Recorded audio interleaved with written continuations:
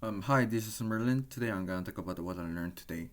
So actually, yesterday I talked about the process and thread and why this is related, and I talked to my coworker about the render process and the thread, and it was really interesting. So to explain the thing is, there's a main thread.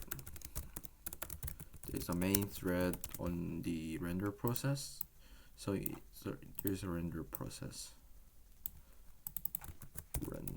So there's a render process. There's a main thread. So the JavaScript and the HTML and the JavaScript is actually is being here, or the CSS is here. So you're just gonna do you're just gonna render the page, and that is what render process does. And so there's a main thread, and the thing is that there's is single thread. So and the JavaScript and HTML is doing in just a one thread. And the thing is that when there's a network call, there will be a browser process, and there's gonna be network thread, and so there's gonna be data fetching. There's like data fetching, or so you're just gonna fetch JavaScript or so, and in some kind of APIs. Um, so this is just common CSR, because the JavaScript has to wait until HTML is parsed, So JavaScript. So it's just this client side rendering. But the thing is that my question was, what we need to aware is this is actually a browser application. With so today, so which is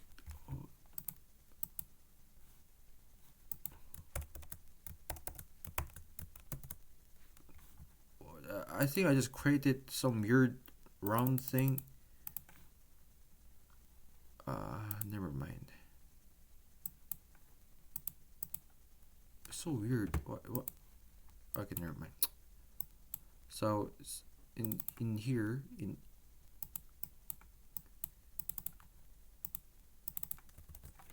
so in the so which is Chrome. So Chrome is gonna be here. So so actually Chrome is here. So in the Chrome application, there's a browser process, and network thread is here, and and the API is here, and it sends the data. So actually, because they are different process, and they cannot share, they cannot actually they're actually separated. So they're they're doing communication via IPC, interprocess communication. So this is how it goes. And if the JavaScripts are very fast, JavaScript are not fast. JavaScript it is, if it is many, so there's gonna be the render blocking. And my question is, this is CSR, and why don't we use SSR, server-side rendering? So this is Chrome.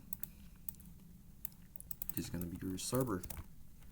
So what this does SSR do is they just make the HTML with some kind of object list, some kind of list of object. So what I mean is it just plain object about that represent HTML. And the interesting part is there is the fetch logic. So there's gonna be let's say there's gonna be DB query logic.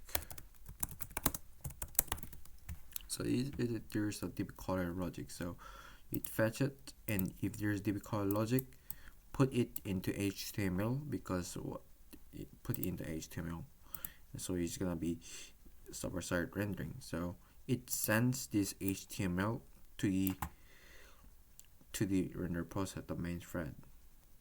And the interesting part is that since we are doing the dbQuery logic, so you don't have to do this.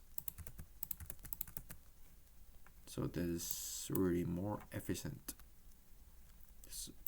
And there is a streaming also.